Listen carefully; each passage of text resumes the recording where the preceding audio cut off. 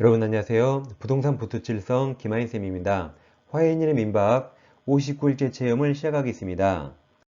화해인의 민박은 0163 민법 기출문제를 박스형 문제로 변형해서 영업합니다.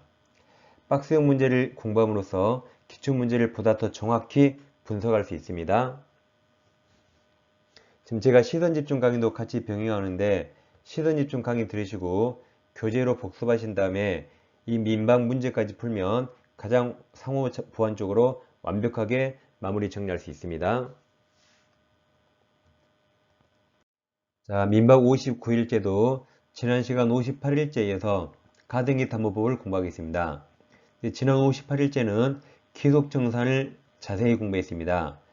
기속청산은 지난 58일째를 다시 한번 반복해 주세요. 이 시간에는 기타 사항을 공부하겠습니다.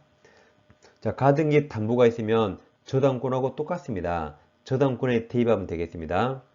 예를 들어서 을에게 X라는 아파트가 있는데 갑은행한테 3억을 대출받으면서 은행 앞으로 저당권을 설정해 줍니다. 그럼 이제부터 목적물 X를 누가 사는 거죠? 은행이 와서 삽니까?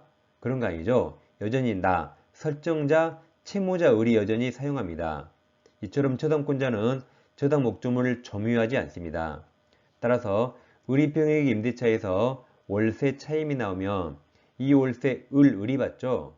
은행이 받는 거 아닙니다. 그럼 저당권하고 똑같은 게 지금 공부하실 가등기 담보와 양도담보 똑같습니다. 따라서 목적물 사용수익권은 일반적으로 채무자 설정자 을에게 있습니다. 근데 여기서는 이제 양도담보에서 청산 절차가 종료가 되면 그때부터는 채권자, 담보권자가 사용수익권을 이자가 갖는 거죠.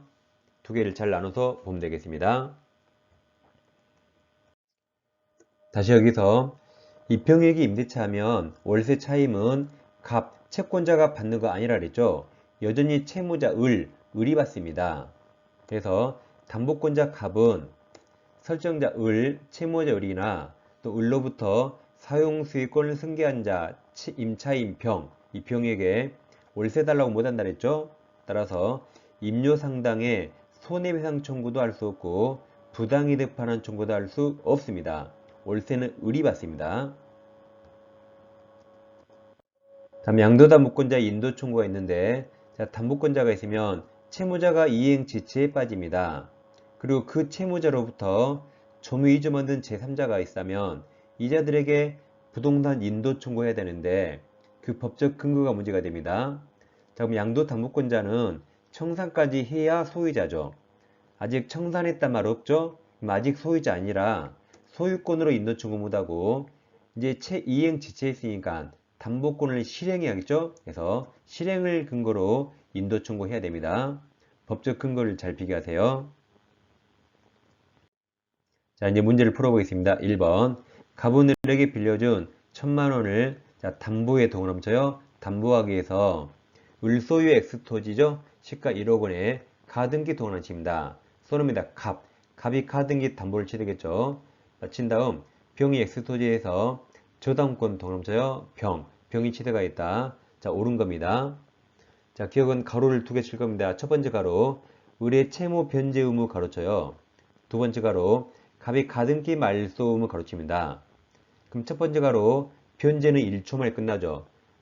핸드폰 버튼 누르면 바로 송금이 되죠. 1초라 선의에. 단 두 번째 가로 갑이 가등기 말소는 시간이 며칠 걸리죠. 일단 택시 타고 등기소 가서 번호표 뽑아서 말소 신청하고 며칠 기다려야 돼요. 그래서 앞가로가 선의행이고 뒷가로가 후행으로서 동시행관계가 아닙니다. 니은 갑이 청산기간이 지나기 전에 가등기에 의한 본등기를 마치면 그 본등기 무효죠. 반드시 청산기간 보장해야 되죠.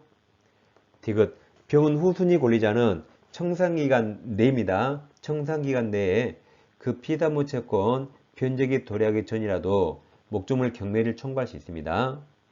리을 갑이 가등기 담보권 실행을 위한 경매 동원하면서요. 경매 1차에서 X토지 소유권을 정의 취득하면 갑의 그 다음 가등기 담보권 동원하면서요. 이건 저당권하고 똑같죠? 경매에서 저당권 무조건 소멸하니까 여기도 가등기 담보도 무조건 소멸합니다. 저당권은 똑같습니다. 그래서 옳은 거라 2번이 정답입니다. 그리고 기속청산은 58일째 체험을 다시 꼭 참고해 주세요. 자, 2번입니다. 을은 갑으로부터 1억을 빌리면서 자신의 X토지 누구 소유죠? 씁니다. 을 소유죠. X토지에 양도담보등을 넘쳐요. 제공하고 갑 명의로 소유권 등기 마쳤다. 담보권자가 갑 써나요. 갑. 그 후 병은 X토지를 사용 수익가 된 채무자 을과 임대차 동남쳐요. 씁니다. 병이 임차인이죠. 임대차 계약 맺고 그 토지를 인도받아 사용하고 있습니다. 틀린 겁니다. 기억. 채권자 갑은 피담보 채권 변제기 전에 임차인 병에게 임료 상당을 부당이득으로 반환 청구할 수 없다 그랬죠. 아까 월세는 채무자 을이 받죠. 갑이 받는 거 아니라 그랬죠. 맞았습니다. 니은 디귿 두 개 묶어 비교하세요. 니은 채권자 갑은 특별한 사정이 없는 한 동남쳐요. 담보권 실행을 위하여 동남칩니다. 금평에게 X토지 인도 청구할 수 있다 그랬고 디귿 을이 피담보 채무 이행 제지에 빠졌을 경우 갑은평에게 동남쳐요. 소유권에 기하여 동남쳐요. 인도 청구할 수 없다 그랬죠. 두 개 잘 비교하세요. 리을 갑이 을에게 청산금 지급함으로써 소유권을 취득했네요. 갑의 양도담보권 동남쳐요. 저당권하고 똑같죠. 그럼 소유권 취득했으니까 저당권은 혼동으로 이제 소멸하는 거죠. 맞았습니다.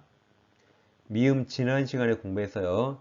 만약 갑이 선의정 동남쳐요. 그럼 선의 제3자 보호됩니다. 정에게 토지를 매도하고 소유권 이전 등기 마친 경우 그럼 선의정 보호되죠. 따라서 채무자 을은 정에게 소유권 이전 등기 말소 청구할 수 없습니다. 정이 보호되는 거죠.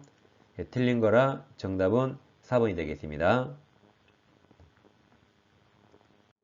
한번 을은 갑에 대한 1억 원의 차용금 채무를 담보에 동남쳐요. 담보하기 위해서 자신의 X건물을 씁니다. 을 소유. X건물에 갑 명의로 소유권 뒤에 이전 등기 동남쳐요. 그럼 그 위에 담보에 동남쳤나요? 그럼 이전 등기는 양도담보죠. 씁니다. 양도담보. 저당권은 똑같죠. 자, 옳은 겁니다. 기억. 갑은 을로부터 X건물을 임차하여 사용하고 있는 임차인에게 소유권에 기하여 동남쳐요. 반환 청구할 수 없다 그랬죠. 그래서 기억 니은 다시 묶어요. 자, 니은. 갑은 담보권 실행으로서 동남쳐요.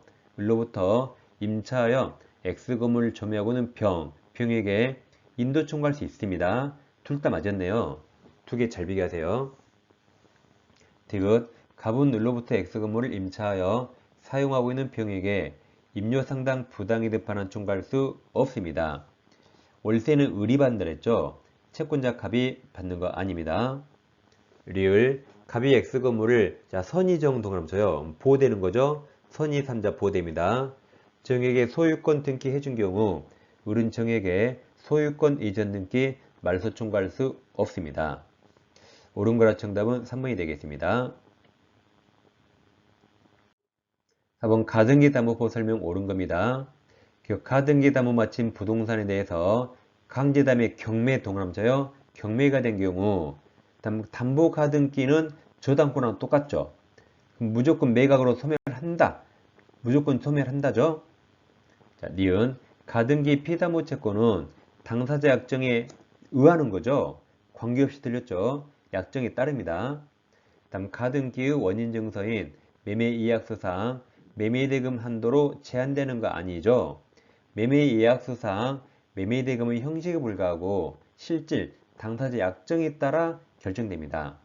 니은 틀렸고 디귿. 가등기가 담보 가등인지 여부는 거래 실질과 당사자 의사해석에 따릅니다. 등기부상 표시를 보고 알기 힘듭니다. 자, 리을은 가등기 담보법이 적용되는가 물어보는 겁니다. 자, 리을. 가등기 담보 부동산에 예약 당시 시가에 써보세요. 1억짜리예요. 1억. 그 시가가 피담보 채무액입니다. 3억. 3억이 미달하면 채무자가 손해 볼 리가 없죠. 그러니까 이때는 가등기 담보법이 애초에 적용되지 않습니다. 적용되지 않으니까 그 뒤에 청산금 평가액 통지를 할 필요가 없죠. 이건 가등기 담보법이 나오거든요. 그래서 맞았습니다. 그래서 옳은 거라 정답은 3번입니다. 자, 이 시간에도 가등기 담보법을 공부했죠. 지난 58일과 같이 연계해서 한꺼번에 공부하시면 훨씬 더 좋습니다. 자, 다음 시간에 다시 찾아뵙겠습니다. 감사합니다.